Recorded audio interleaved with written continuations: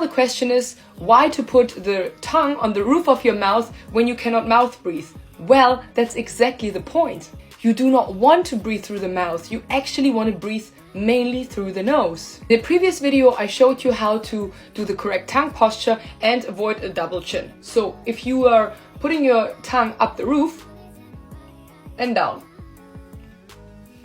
see the difference? If you start breathing only through the mouth, first of all you will start snoring, you will get a double chin, and you will inhale all the gunk you don't want to have from pollution and out there, and it can cause sickness and compromise your immune system. But if you breathe through the nose and even exhale through the mouth, then you're really on the right track, and also you're way much more healthier because you are designed to breathe through the nose because you have little hairs which stop all this gunk from getting in your body. So long story short, don't breathe through your mouth mainly, but through your nose. Try it out. It might be a change, but it will help you in the long run.